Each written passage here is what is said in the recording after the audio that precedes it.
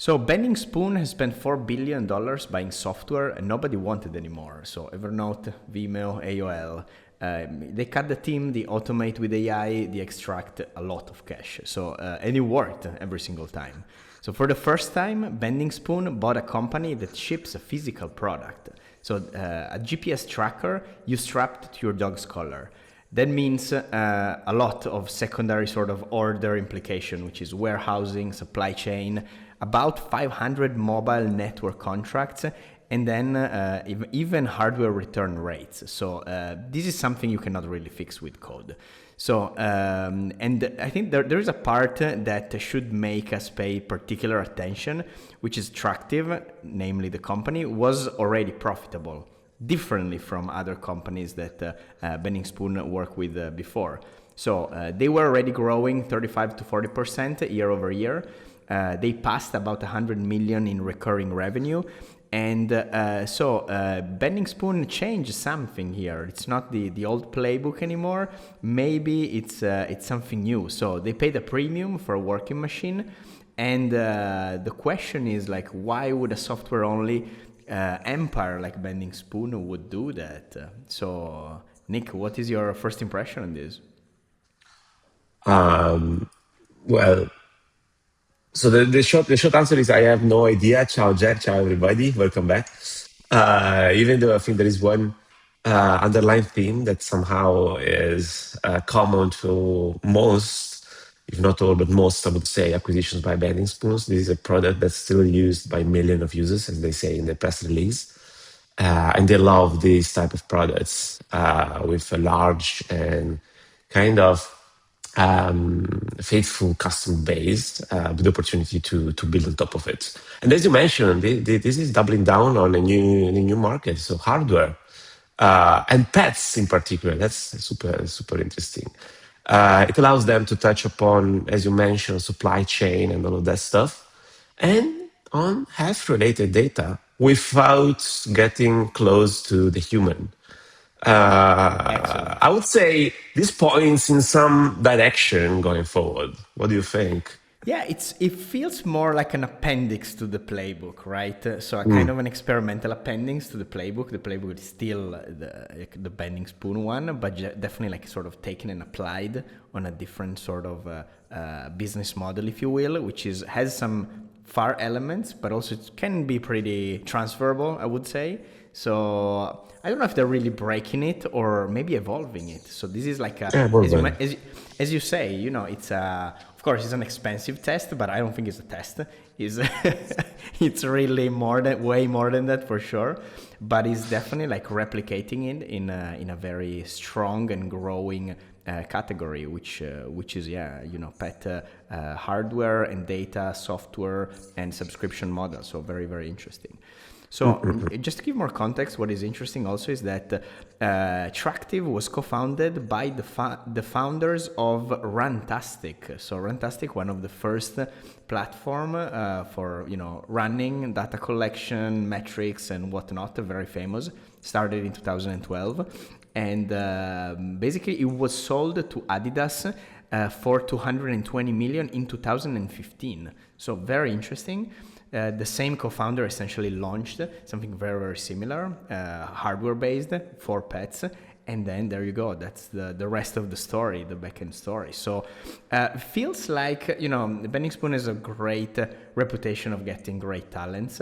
And maybe that's another way to do that, which is like, second-time founder, great people that manage to build quickly, like incredible companies. So that's also another layer on top of the talent that they already have for sure. Agree.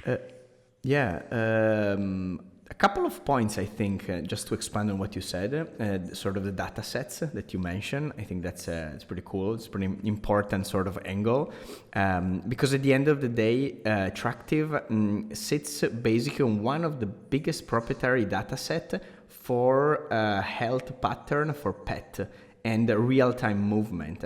So there is about 900,000 paying subscriber, roughly, that have been continuously generating GPS data, activity, and wellness data for pets. So if we kind of let it sink for a second, then we can start seeing sort of the second order implication of that, which is, what's going to come next, on top of pet data, which is, maybe touching product for a veterinary company, maybe for even insurance, pet insurance. I'm not sure about the volume of the market, but definitely it's something that pet owner really feels strongly about. So that's an interesting way to approach a certain market, I would say. Interesting. You can go infinite ways from there. Yeah, I mean, think about also, of course, the obvious one probably is or even AI applied for predictive health data, and that's another way. And yeah, that's definitely something definitely interesting from there. Yeah, yeah, absolutely. Anyway, I was thinking that acquiring a pet consumer hardware company was not on my bingo card for banning spoons. A hundred My percent. fantasy, yeah, my imagination is still too limited for them. I That mean, was far. I'm That not enough imaginative. we would never have guessed. Never have guessed. We were stuck with the sort of the nostalgic companies that we always mention, but definitely not Yeah, something about the pet industry. So and that's pretty cool. exactly. Yeah, And then they pivot the strategy and leave you in the sand, in the dust. Like, love it. oh, Yeah, yeah, fantastic. great. Mm. Awesome. Another element which I thought it was pretty interesting is the kind of the lock-in behavior. So there are a few journalists that mention how sort of hardware plus subscription provides a higher lock-in emotional value compared to any other software products. So it's interesting how kind of once you locked in with the hardware plus software that provides valuable data is way more difficult to kind of cancel compared to like a regular subscription sort of product. So I thought there was also like another interesting addition to the playbook of pure software plays. So having this combo can really allow them to play in this kind of field, which we've seen it very successful with a lot of health trackers, fitness trackers, the rings, the Aura rings of these latest years, etc., etc. So that's a very interesting bet for sure. Agreed. Awesome. So let's jump back to Italy. Actually, talking about wearable robotics. Talking about hardware. So wearable robotics, a robotic startup, raised 5 million in a Series A round from CDP Venture Capital, Mito Technology, Lifty, Seamest, Robo IT, and Toscana Next. So super interesting angle here. Wearable robotics is basically developing rehabilitation robotic, basically arms, essentially supporting the rehabilitation journey of people going through particular health issues such as like stroke, and apparently regular rehabilitation only managed to cure about 10%. So there is a big missing opportunity. Yeah, that's pretty crazy. That's Just low. Wow. the regular rehab is like it's very difficult and not too effective. So the robotic angle apparently should support sort of the rest of the 90%. I'm not sure exactly why in terms of frequency or maybe specialty of the kind of the rehabilitation, but the robotic angle could actually cover that specific part. So it's a huge market for sure. And it's a great way on how to think about how robotic can actually improve medicine. Really, it's such a broad application here. Yeah, And and of course, and I would add that they started for sure in that space, but they're also expanding, at least in the plan and on the website, into the industrial area where you need wearable robotics can support humans actually operating heavy loads and stressful environments, and yeah, that's another kind of interesting market to yeah. get into. Yeah, one thing to notice is that this company is basically was born inside Sant'Anna from Pisa, so that's another great school that basically nurtures a lot of like tech talent in Italy. It's kind of the MIT for robotics commercialization and robotics in general. So that's definitely like one of the great institution to keep in mind when talking about tech companies in Italy. So another successful case where actually Italy still produces talent and great company launched through the university sort of infrastructure. So that's what we talked about a little bit a few podcasts ago. So that's pretty interesting and active for sure. All right. So moving on with space technology. So space tech startup Capsule Corporation raising 800,000 in seed round from CDP Venture Capital, especially from their takeoff accelerator. Copa Venture, Moonstone Venture Capital, and a few business angel.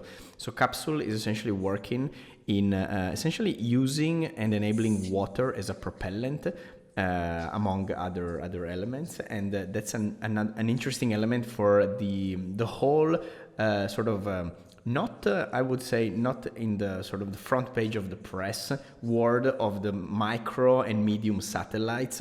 So when people think about satellite, everybody thinks maybe about like space station and so on, but actually all the network of the medium-sized satellites is like way bigger and with way more application. So there has been plays of entrepreneur and founder working in that space, from garbage collection to movement to very, very niche application. And I mean, this is another sort of proof that the industry is thriving and moving actually in the space technology. So Italy is definitely not behind in that specific vertical, I would say.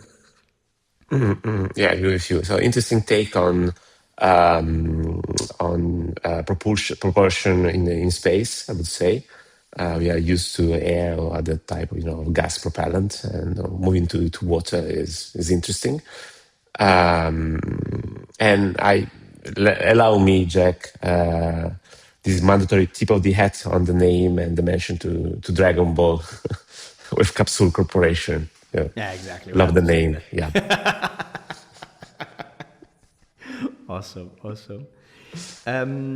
I have a feeling also that sort of the space economy in Italy is speeding up in a way that kind of infrastructure sort of support infrastructure. So there is a lot of maybe not the huge companies building huge rockets, but tiny technical application that quickly get deployed in different application, both across Italy and across the world. That's what's really happening. So it's really maybe a case for some technical specialization within the space economy. So not a big infrastructure project, but very smart and quick, highly engineered applications in the space economy. So I think that's where probably the market seems to be going.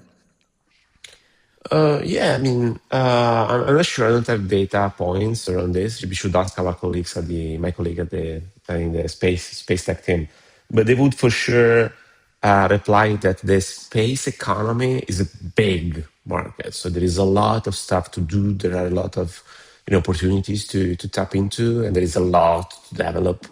So it's not just you think a satellite, telecommunications, and wiring, and here we go. So there's a lot of stuff. Just to mention something that's still not there, but it's about to come. So think about industrial production in space, or energy harvesting from orbit to Earth. So there are areas that are still not even here that could unlock billions of euros of dollars of investments in order to bring them to reality. So that's a huge market in the making right now. So 100%. Yeah. super interesting. Awesome. So, quick shout out to conclude the episode to some Italian team in Depthfirst, cybersecurity startup raising 80 million in a Series B round, funded from Maritech Capital, Forerunner, House Fund, Axel, and a few other investors. So the CTO is Italian, and basically a previous engineer at Google DeepMind. So basically building the future of cybersecurity through AI applications. So definitely like some relevant tech that is happening, and people from our country still like contributed to this project. So that's pretty exciting. Yeah. Yeah. Congratulations. Super hot market, super interesting product. Kudos to the team. Very happy to see Italians in this space. Awesome. Right, Nick, thank you so much for joining to this week episode, and I'll see you next week. Thank you, Jack. Take care. Ciao, everybody. See you in a week.